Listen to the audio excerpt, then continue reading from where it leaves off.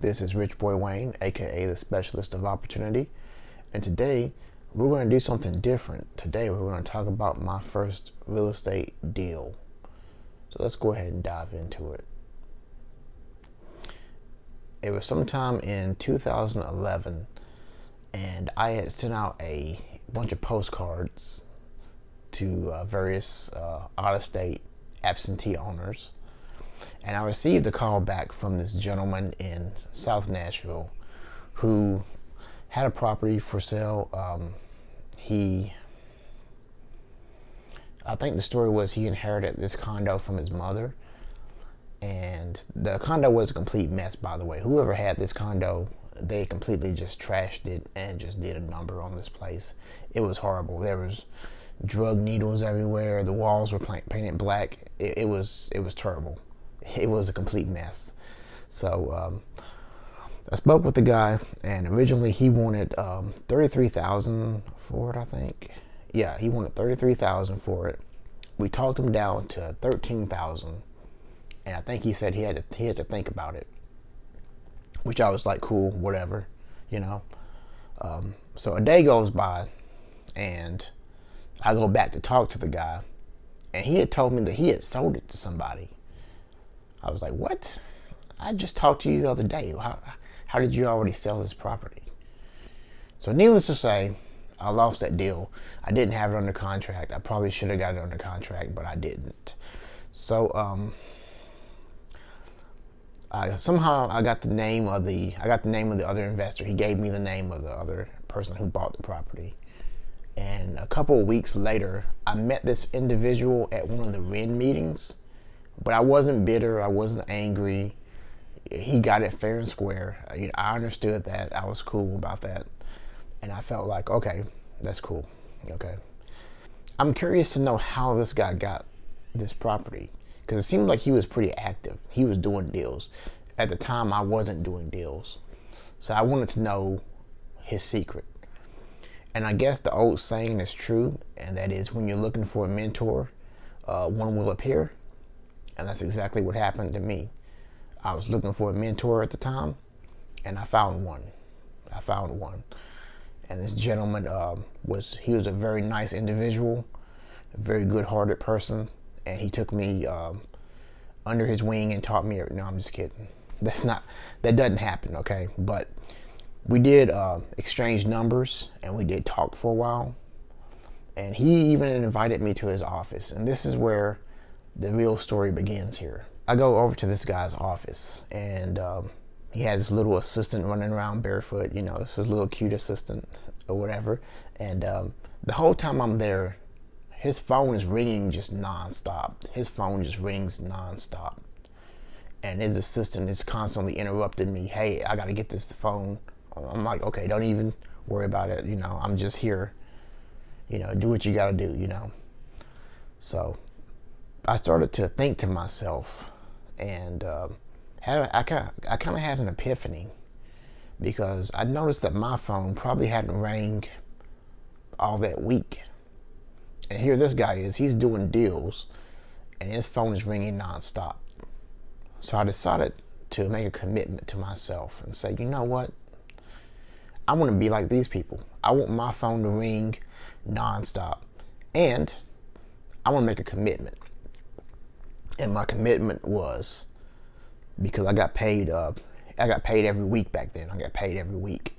So I decided I was going to take $50 out of every paycheck, and I was going to send 100 postcards.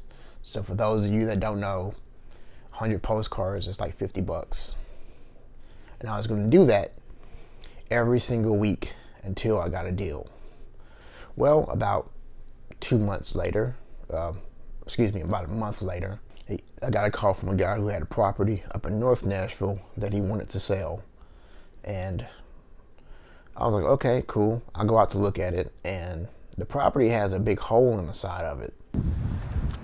Okay, we are currently at the property over here on 240. What street is this? Well, we're at the property right now. And as you can see, it looks, definitely needs some work. It looks like a tree fell on it. Take you around to the side here.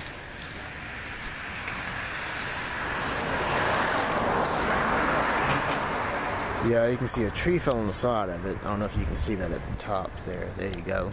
Yeah, so it definitely needs some work. The roof looks like it's in good condition, and everything else looks fine as far as the foundation is concerned. It does need some work, obviously. You could probably use a with a sandblasting. It could probably use a sandblasting, yeah, and some paint. Definitely some new siding, as you can see. But I think it's a great deal. Like an actual hole, like you can see inside the house. Apparently what had happened was a tree fell on the side of it or something and made a big gash in the side of it. So there's birds and birds in it, and of course it had water damage from the rain and all that fun stuff. So whoever was going to buy this property definitely had their work cut out for them. And originally he wanted $30,000. We went back and forth a little bit, and I talked him down to $13,000. But as I was leaving one day, the neighbor comes up to me and starts talking to me, and had mentioned to me that somebody had offered him $10,000 one time, and he didn't take it. And I was determined, that I was going to get this property under contract for $10,000. Not $10,000 down, not $10,000 a month, no balloon payment of $10,000 down and then you pay the rest on the end. None of that nonsense. $10,000 for the house, the lot, everything, the whole thing. Now I know what a lot of you are thinking out there, and I'm gonna tell you right now, no, you cannot find properties in Nashville today in 2019 for $10,000. It ain't gonna happen. Don't even bother with it. You ain't gonna find it. So I got this property under contract. I went back and forth with him a couple of times, but I got it under contract for $10,000. That's the power of determination right there. I got it under contract for $10,000. But the story doesn't end there, because I had it under contract and we couldn't sell it to anybody. Everybody was scared back then because this was a little bit after the recession.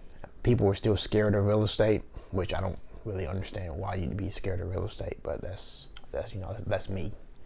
But anyway, people were scared of real estate, and I had this property under contract, couldn't find a buyer for it for $10,000. Can you believe that? And it turns out I mentioned it to the guy that I had met at that REN meeting, and he bought it from me. And I made $750 on my first deal, if you can believe that. As a matter of fact, I still have the plaque in here. And as you can see right here, this was my very first deal that I ever got in real estate. $750. And I learned a couple of lessons on that deal.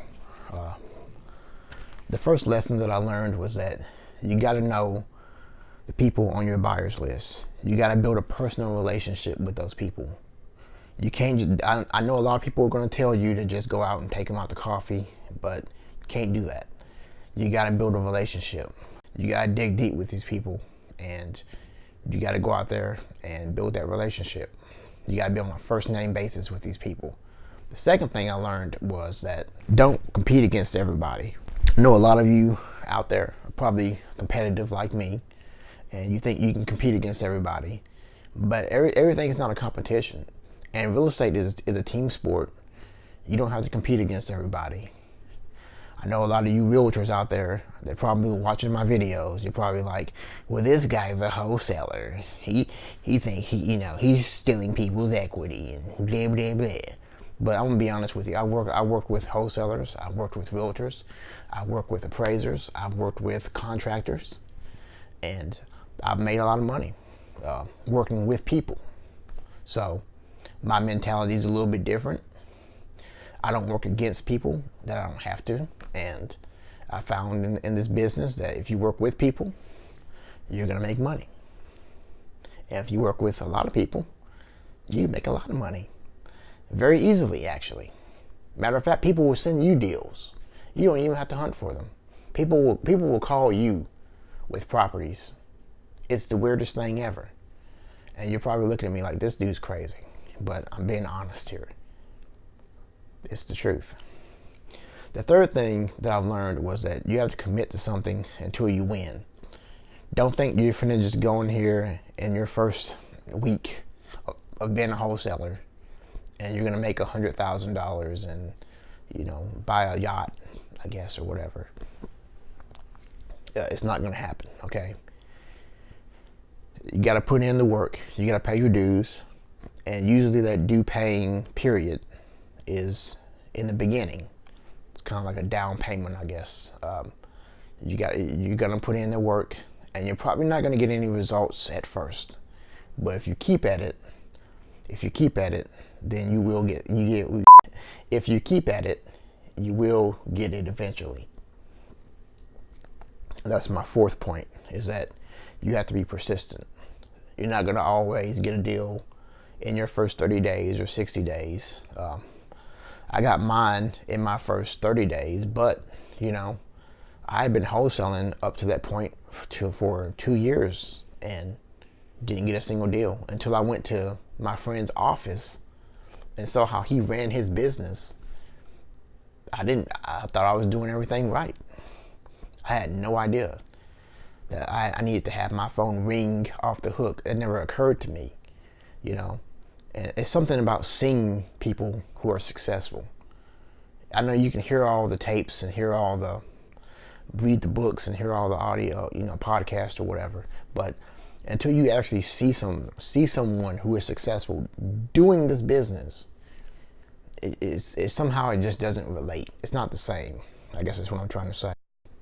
So you have to actually find someone who's doing this business, see how they're doing it, and everything will come into place sometimes. Some people can just go out and read a book and they can go out and do a deal. I'm not one of those people. So that's me. And if you're like me, then you probably need to go and find somebody in your local market who is doing this business and emulate. Don't copy, but emulate what they're doing and see if you can work with them. You know, a lot of you just want people to just give you stuff for free. You don't want to work with anybody. You know, be an asset to somebody. Don't just ask for stuff all the time. Don't be that guy. Don't be that girl. But since then, I've went on and I've done dozens of properties all over Tennessee. I've done hundreds of transactions. And I've, like I said, I've done deals with people. I've worked with realtors, other investors, contractors, you name it. And if I'd had a scarcity mindset, that probably wouldn't have never happened. I empower you to go out and have an abundance mindset and to take this business and do it. Remember, guys, if you want to see more content from me, hit the subscribe button. If you like this video, hit the like button. And I'll see you guys in the next video. Peace.